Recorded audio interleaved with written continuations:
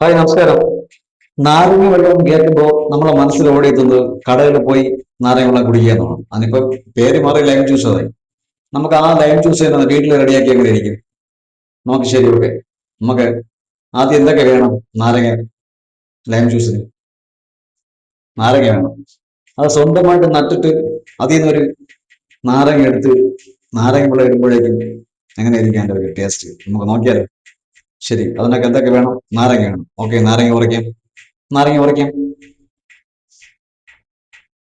നാരങ്ങ കണ്ടല്ലോ, നമ്മുടെ സ്വന്തം പ്രൊഡക്റ്റ് ആണ്.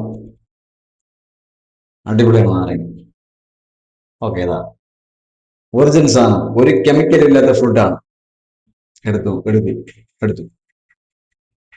അത്രേ ഉള്ളൂ. അടിപൊളി. ഒരു നാരങ്ങ എല്ലാവരും വീട്ടിൽ വേണം ഈ വേനൽക്കാലത്തൊക്കെ ദാഹശമനിയായിട്ട് ഉപയോഗിക്കാൻ. നാരങ്ങ എനർജി കൊടുക്കും.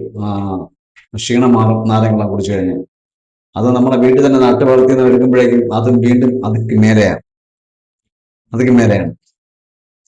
എടുത്തൊന്ന് കഴുകി എന്നെ ഒന്ന് അരിഞ്ഞ് ഇഞ്ചിയും കൂടെ എടുത്ത് രണ്ടും കൂടെ ഒന്ന് അരിഞ്ഞ് റെഡിയാക്കി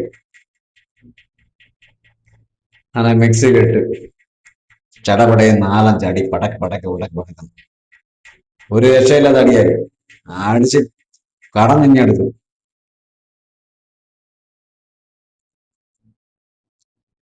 മിക്സിയിലോട്ട് കയറ്റി അടിച്ചെന്ന് പറഞ്ഞാൽ ഒരു ദേവില്ലാത്ത അടി അടിച്ച് മിക്സിയിലിട്ട് അടിച്ച് എടുത്തങ്ങോട്ട് അരിപ്പ് ഒഴിച്ചിട്ട് അരിച്ചൊഴിച്ചു. പഞ്ചസാര കൂടി മിക്സിയിട്ടാണ് ഞാൻ നേരത്തെ ഇട്ട് കേട്ടോ.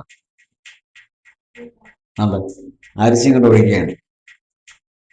ഒരു ദേവില്ലാതെ ഒഴിക്കണം. ഒഴിച്ചതാ എടുത്തു ഒരു ഫുൾ ഗ്ലാസ് എടുത്ത് സെറ്റ് നമ്മൾ തന്നെ കുടിച്ചു നോക്കുകയാണ്. വേറെ ആരെയും വിട്ട് കുളിപ്പിക്കുന്നത് നമ്മൾ തന്നെ കുടിച്ചു നോക്കുകയാണ്.